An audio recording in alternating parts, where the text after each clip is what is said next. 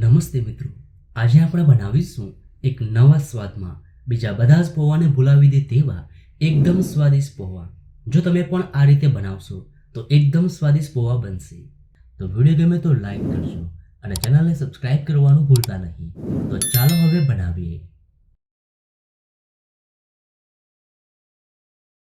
Tasty એવા પૌવા બનાવવા માટે એક પેનમાં ઉમેરીશું 2 ટેબલસ્પૂન તેલ। હવે તેલ ગરમ થાય એટલે તેમાં ઉમેરીશું અડધો ટીસ્પૂન રાઈ અને હવે રાઈને ફૂટવા દઈએ।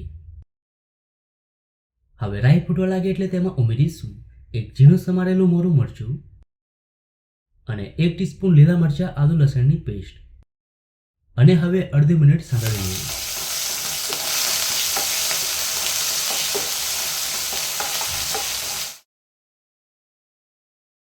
હવે તેમાં ઉમેરીશું એક ખમણેલી કાકડી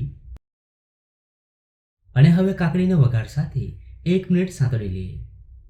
અહીંયા મેં એક કાકડીને ખમણી કાકડીમાંથી બધું જ પાણી કાઢી ઉપયોગમાં લીધી છે। આ રીતે કાકડીને વઘાર સાથે સાંતળવાથી પૌવા ખાવામાં એકદમ સ્વાદિષ્ટ લાગશે।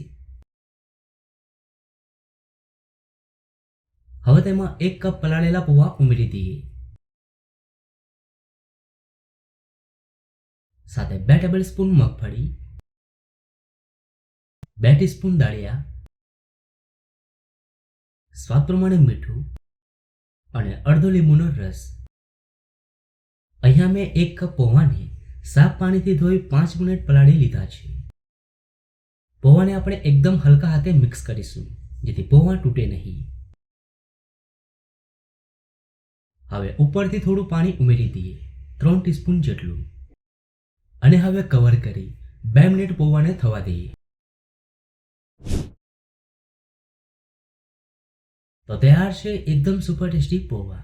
હવે લાસ્ટમાં કોથમીર ઉમેરી પૌવાને સર્વ કરી લઈએ। તો એકદમ સ્વાદિષ્ટ પૌવા બનીને તૈયાર છે। તમે પણ આ રીતે બનાવશો તો પૌવા ખાવામાં ખૂબ જ સ્વાદિષ્ટ લાગશે। તો તમને આ પૌવાની રેસીપી કેવી લાગી? જો રેસીપી ગમી હોય તો વિડીયોને લાઈક અને શેર કરજો।